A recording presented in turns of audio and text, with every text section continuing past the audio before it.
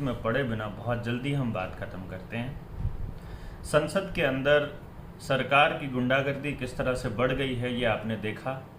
किस तरह से महंगाई के मुद्दे पर और तमाम जो अव्यवस्थाएं देश के अंदर फैली हुई हैं उन मुद्दों पर जब सांसदों ने सवाल जवाब करने चाहे और सरकार से पूछना चाहा तो उनको निलंबित कर दिया गया, पूरे सत्र के लिए निलंबित कर दिया गया। आप देखिए, जिस देश के अंदर आज़ादी के अमृत महोत्सव को मनाने की बात चल रही हो वहाँ चुने हुए सांसदों को अपनी बात रखने का हक नहीं है, ये बहुत शर्मनाक बात है। और दरअसल क्या है कि ये खेल और आपको समझना पड़ेगा कि जो अभी अभी इन्होंने एक नया प्रिकॉशनरी शुरू किया है वो उस पर तो हंसी आती है। खुद सरकार ने ये बोला है कि 4 करोड़ लोग हैं जिन्होंने नहीं लिया है और लगभग 10 से 12 करोड़ लोग ऐसे हैं जिन्होंने फर्जी बनवाए हैं सर्टिफिकेट, ये हमें पता है।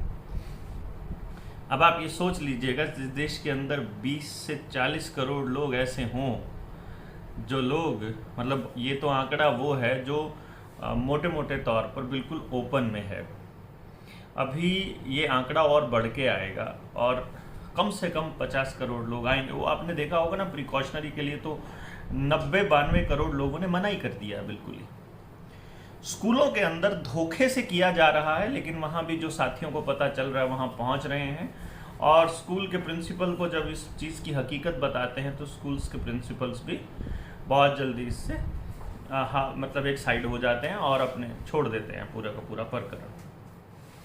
अभी आपको जिस चीज़ के ऊपर बेसिक बात करनी है वो ये है कि किसान की जो फसल है, ख़ास तौर पे कपास है, वो पानी की वजह से, बाढ़ आने की वजह से या ज़्यादा पानी के खड़ा होने की वजह से ख़राब हो गई है या आने वाले वक्त में आपको लगता है कि मौसम उसको ख़राब करेगा, तो 31 जुलाई तक का टाइम है जिसमें आप अपने जो बीमा है वो के वहाँ फॉर्म है वो भर सकते हो। तो अपने जो ज़िले के अधिकारी हैं वहाँ पहुँचिए और अलग अलग जगह पे, जैसे हिसार में अपने विकास सीसर भाई हैं और जो किसान साथी हैं, सुमित है जुलाना के अंदर, सुमित लाठर, तो आप ऐसे साथियों से संपर्क करके अपने फॉर्म पूरी तरह से भरने की प्रक्रिया को अमली जामा पहना सकते हैं। हालांकि मैं व्यक्तिगत तौर पर इस कृषि बीमा योजना के बिल्कुल खिलाफत में हूँ, क्योंकि 3 जगह से ये कंपनियां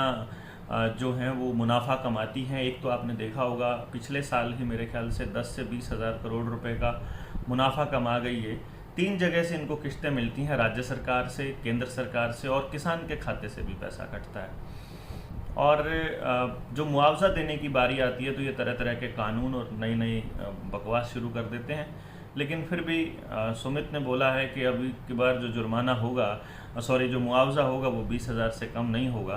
तो अभी हम आश्वस्त हैं इस बारे में कि किसान अपनी लड़ाई लड़ेंगे। अगली जो पॉइंट है वो है जो ये 3+2G, 3+2 को 5 पढ़िएगा आप, तो ये 3+2G के जो टावर्स लग रहे हैं, जो ये झंडों की आड़ में लगाए जा रहे हैं, ये बहुत ख़तरनाक है।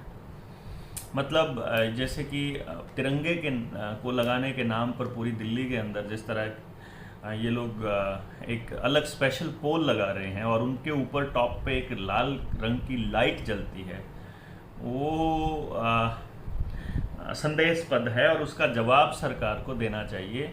और मुझे नहीं समझ में आ रहा इस बात को आपको किस तरह से कन्विंस किया जाए कि ये आने वाले वक्त में जो ये कह रहे हैं ना, जो सोशल मीडिया के थ्रू, मेन स्ट्रीम मीडिया के थ्रू जो एक परसेप्शन बनाने का दौर चल रहा है कि अभी भयानक दौर आएगा, वो भयानक दौर यही आएगा जब ये टेस्टिंग होगा।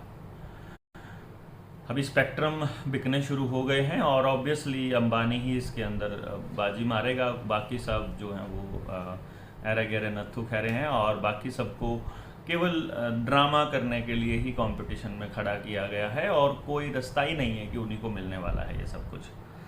पिछले कुछ अरसे से जो देश की जनसंख्या है उसकी वृद्धि पर बहुत ज़बरदस्त रोक लगी है और संसद के अंदर पॉपुलेशन के ऊपर भी नियम बनाने के ऊपर चर्चा करने की बारी थी और सरकार ने ज़बरदस्ती बिल पेश किया हंगामे के बीच में, असली मुद्दों से ध्यान हटा करके जिस तरह से पॉपुलेशन कंट्रोल बिल को पेश किया गया है उसके संदर्भ में चर्चा नहीं करेंगे ये लोग और उसको ऐसे ही पास कर देंगे, जो कि बहुत ही निंदनीय रहेगा। अभी फ़िलहाल के लिए मैं आपको बता दूं जानकारी के लिए कि हमारी जो वृद्धि दर है वो 7.9% से गिर के 2.7% हो चुकी है। यानी कहाँ तो 8% की दर थी और कहाँ 3% रह गई है। इसमें जीएमओ का असर है, इनकी बूटी का असर है, जो जनगणना नहीं कराई गई है उसका असर है, और ये इन्होंने किस बेसिस पर कहा है ये भी यही जाने। बाकी आपको ये पता होना चाहिए कि, और ये फरवरी 2022 की नीति आयोग की रिपोर्ट है, मैं आपको बता रहा हूँ, ये मत समझिएगा कि मैं अपने पास से बोल रहा हूँ ये वृद्धि दर, जनसंख्या वृद्धि दर। बाकी 195 जो तीर्थयात्री थे अमरनाथ के, उनमें से 164 की मौत कार्डियक अरेस्ट से हुई है। बाकी आप समझदार हैं, आपके आसपास भी cardiac arrest, cancer, heart attack, brain haemorrhage, paralysis, lethargic होना, एलर्जी के, शरीर पर दाने, फाइज़र की लिस्ट में है, फैक्ट शीट में ये दिया हुआ, जिसको अभी ये बता रहे हैं ना मन की और फोक्स, ये जो इकट्ठी इसको कर लीजिए आप बीमारी, ये बीमारी का जिक्र जो है वो दिया है उनकी फैक्ट शीट के अंदर। ये आप जानते ही होंगे वैसे अगर आप अवेयर हैं तो।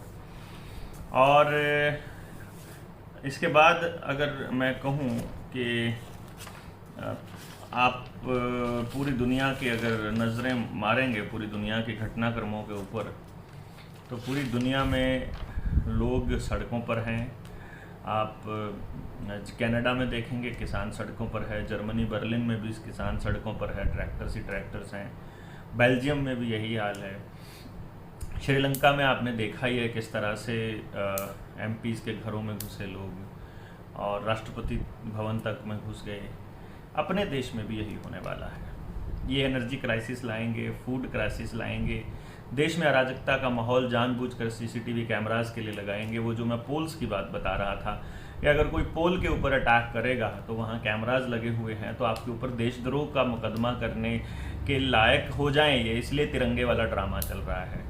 दूसरा, पॉलिएस्टर में रिलायंस नंबर 1 पे है और पहले खादी का झंडा फहराया जाता था, लेकिन अब पॉलिएस्टर का झंडे को परमिशन मिली है और करोड़ों जो झंडे हैं वो रिलायंस की फैक्ट्री से बन के आएंगे, तो किसको बेनिफिट हो रहा है? आप अच्छे से समझदार हैं। सब अपने अपने मलाई खा रहे हैं और देश गलत में जा रहा है।